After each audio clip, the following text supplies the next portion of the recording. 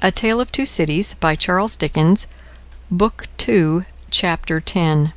Two Promises. More months, to the number of 12, had come and gone, and Mr. Charles Darnay was established in England as a higher teacher of the French language, who was conversant with French literature. In this age he would have been a professor. In that age he was a tutor. He read with young men who could find any leisure and interest for the study of a living tongue spoken all over the world, and he cultivated a taste for its stores of knowledge and fancy. He could write of them, besides, in sound English, and render them into sound English. Such masters were not at that time easily found. Princes that had been, and kings that were to be, were not yet of the teacher class, and no ruined nobility had dropped out of Tellson's ledgers to turn cooks and carpenters. As a tutor, whose attainments made the student's way unusually pleasant and profitable, and as an elegant translator who brought something to his work besides mere dictionary knowledge, young Mr. Darnay soon became known and encouraged. He was well acquainted, moreover, with the circumstances of his country, and those were of ever-growing interest. So with great perseverance and untiring industry he prospered. In London he had expected neither to walk on pavements of gold nor to lie on beds of roses. If he had had any such exalted expectation, he would not have prospered. He had expected labor, and he found it, and did it, and made the best of it. In this his prosperity consisted. A certain portion of his time was passed at Cambridge, where he read with undergraduates as a sort of tolerated smuggler who drove a contraband trade in European languages, instead of conveying Greek and Latin through the custom house. The rest of his time he passed in London.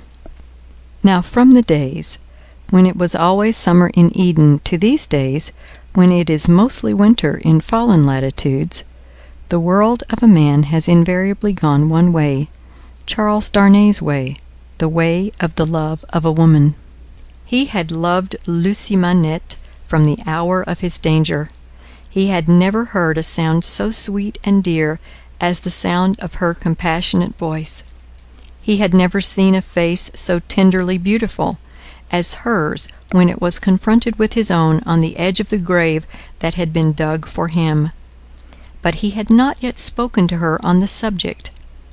The assassination at the deserted chateau far away beyond the heaving water and the long, long, dusty roads, the solid stone chateau which had itself become the mere mist of a dream, had been done a year, and he had never yet, by so much as a single spoken word, disclosed to her the state of his heart. That he had reasons for this he knew full well.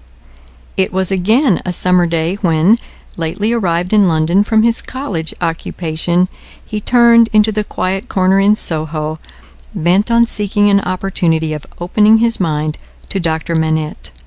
It was the close of the summer day, and he knew Lucie to be out with Miss Pross. He found the doctor reading in his armchair at a window. The energy which had at once supported him under his old sufferings and aggravated their sharpness had been gradually restored to him. He was now a very energetic man indeed, with great firmness of purpose, strength of resolution, and vigor of action. In his recovered energy he was sometimes a little fitful and sudden, as he had at first been in the exercise of his other recovered faculties, but this had never been frequently observable, and had grown more and more rare.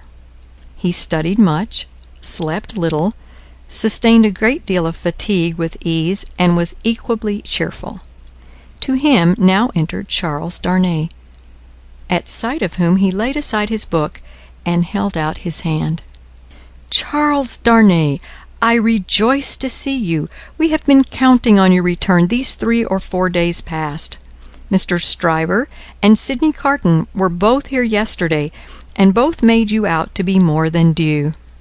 "I am obliged to them for their interest in the matter," he answered. a little coldly as to them, though very warmly as to the doctor. "Miss Manette?" "Is well," said the doctor, as he stopped short, "and your return will delight us all. She has gone out on some household matters, but will soon be home." Dr. Manette, I knew she was from home. I took the opportunity of her being from home to beg to speak to you. There was a blank silence. "Yes," said the doctor with evident constraint. "Bring your chair here, and speak on." He complied as to the chair, but appeared to find the speaking on less easy. "I have had the happiness, Dr. Manette, of being so intimate here," so he at length began, "for some year and a half, that I hope the topic on which I am about to touch may not—" He was stayed by the doctor's putting out his hand to stop him. When he had kept it so a little while, he said, drawing it back, "Is Lucy the topic?" "She is." "It is hard for me to speak of her at any time. It is very hard for me to hear her spoken of in that tone of yours, Charles Darnay." "It is a tone of fervent admiration, true homage, and deep love, Dr. Manette," he said deferentially. There was another blank silence before her father rejoined, "I believe it. I do you justice. I believe it." His constraint was so manifest, and it was so manifest, too, that it originated in an unwillingness to approach the subject, that Charles Darnay hesitated. "Shall I go on, sir?" Another blank. "Yes, go on." "You anticipate what I would say, though you cannot know how earnestly I say it, how earnestly I feel it, without knowing my secret heart, and the hopes and fears and anxieties with which it has long been laden. Dear Dr. Manette, I love your daughter fondly, dearly, disinterestedly, devotedly. If ever there were love in the world, I love her. You have loved yourself. Let your old love speak for me." The doctor sat with his face turned away, and his eyes bent on the ground. At the last words, he stretched out his hand again hurriedly, and cried, "Not that, sir! Let that be! I adjure you, do not recall that!" His cry was so like a cry of actual pain that it rang in Charles Darnay's ears long after he had ceased. He motioned with the hand he had extended, and it seemed to be an appeal to Darnay to pause. The latter so received it, and remained silent. "I ask your pardon," said the doctor in a subdued tone, after some moments. "I do not doubt your loving Lucy. You may be satisfied of it." He turned toward him in his chair, but did not look at him, or raise his eyes. His chin dropped upon his hand, and his white hair overshadowed his face. "Have you spoken to Lucy?" "No." "Nor written?" "Never." It would be ungenerous to affect not to know that your self-denial is to be referred to your consideration for her father. Her father thanks you." He offered his hand, but his eyes did not go with it. "I know," said Darnay respectfully.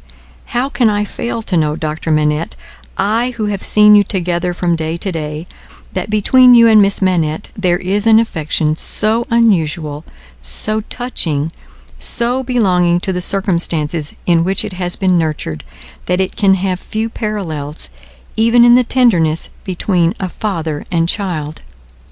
I know, Dr. Manette, how can I fail to know, that mingled with the affection and duty of a daughter who has become a woman, there is in her heart towards you all the love and reliance of infancy itself.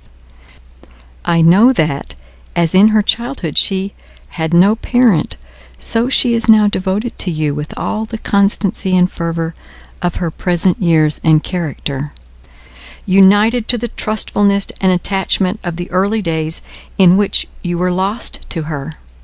I know perfectly well that if you had been restored to her from the world beyond this life, you could hardly be invested in her sight with a more sacred character than that in which you are always with her. I know that when she is clinging to you, the hands of baby, girl, and woman all in one are round your neck. I know that in loving you she sees and loves her mother at her own age, sees and loves you at my age, loves her mother broken-hearted, loves you through your dreadful trial and in your blessed restoration. I have known this night and day since I have known you in your home." Her father sat silent, with his face bent down. His breathing was a little quickened, but he repressed all other signs of agitation. Dear Dr. Manette, always knowing this, always seeing her and you with this hallowed light about you, I have forborne and forborne as long as it was in the nature of man to do it.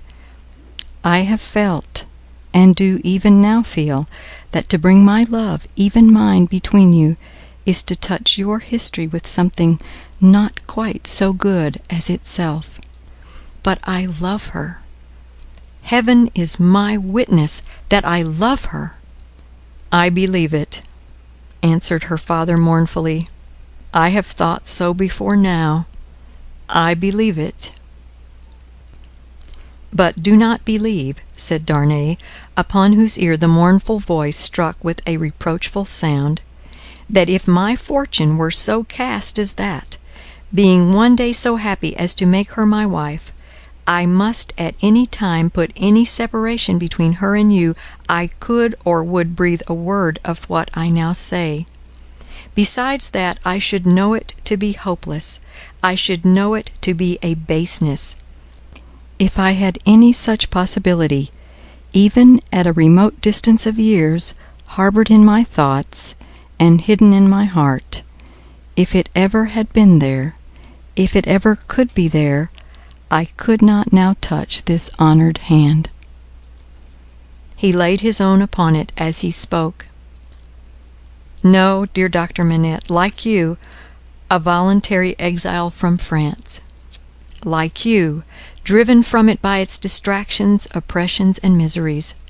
Like you, striving to live away from it by my own exertions and trusting in a happier future, I look only to sharing your fortunes, sharing your life and home, and being faithful to you to the death. Not to divide with Lucy her privilege as your child, companion, and friend, but to come in aid of it, and bind her closer to you, if such a thing can be." His touch still lingered on her father's hand. Answering the touch for a moment, but not coldly, her father rested his hands upon the arms of his chair and looked up for the first time since the beginning of the conference. A struggle was evidently in his face, a struggle with that occasional look which had a tendency in it to dark doubt and dread. "You speak so feelingly and so manfully, Charles Darnay, that I thank you with all my heart, and will open all my heart, or nearly so. Have you any reason to believe that Lucy loves you?" "None. As yet, none." "Is it the immediate object of this confidence that you may at once ascertain that with my knowledge?" "Not even so. I might not have the hopefulness to do it for weeks. I might, mistaken or not mistaken, have that hopefulness tomorrow." "Do you seek any guidance from me?" "I ask none, sir, but I have thought it possible that you might have it in your power, if you should deem it right, to give me some." "Do you seek any promise from me?" "I do seek that." "What is it?" "I well understand that without you I could have no hope. I well understand that even if Miss Manette held me at this moment in her innocent heart, do not think I have the presumption to assume so much, I could retain no place in it against her love for her father." "If that be so, do you see what, on the other hand, is involved in it?" I understand equally well that a word from her father in any suitor's favor would outweigh herself and all the world. For which reason, Dr. Manette, said Darnay, modestly but firmly, I would not ask that word to save my life. I am sure of it. Charles Darnay. Mysteries arise out of close love as well as out of wide division. In the former case they are subtle and delicate, and difficult to penetrate. My daughter Lucy is, in this one respect, such a mystery to me. I can make no guess at the state of her heart. May I ask, sir, if you think she is? As he hesitated, her father supplied the rest. Is sought by any other suitor? It is what I meant to say. Her father considered a little before he answered. You have seen Mr. Carton here yourself. Mr. Stryver is here too, occasionally. If it be at all, it can only be by one of these. Or both, said Darnay. I had not thought of both. I should not think either likely. You want a promise from me. Tell me what it is. It is that if Miss Manette should bring to you at any time on her own part such a confidence as I have ventured to lay before you, you will bear testimony to what I have said and to your belief in it. I hope you may be able to think so well of me as to urge no influence against me. I say nothing more of my stake in this. This is what I ask. The condition on which I ask it, and which you have an undoubted right to require, I will observe immediately. I give the promise, said the doctor, without any condition. I believe your object to be purely and truthfully as you have stated it. I believe your intention is to perpetuate and not to weaken the ties between me and my other and far dearer self. If she should ever tell me that you are essential to her perfect happiness, I will give her to you. If there were, Charles Darnay, if there were. The young man had taken his hand gratefully. Their hands were joined as the doctor spoke. Any fancies, any reasons, any apprehensions, anything whatsoever, new or old, against the man she really loved, the direct responsibility thereof not lying on his head, they should all be obliterated for her sake. She is everything to me. More to me than suffering, more to me than wrong, more to me, well, this is idle talk. So strange was the way in which he faded into silence, and so strange his fixed look, when he had ceased to speak, that Darnay felt his own hand turn cold in the hand that slowly released and dropped it. You said something to me, said Dr. Manette, breaking into a smile. What was it you said to me?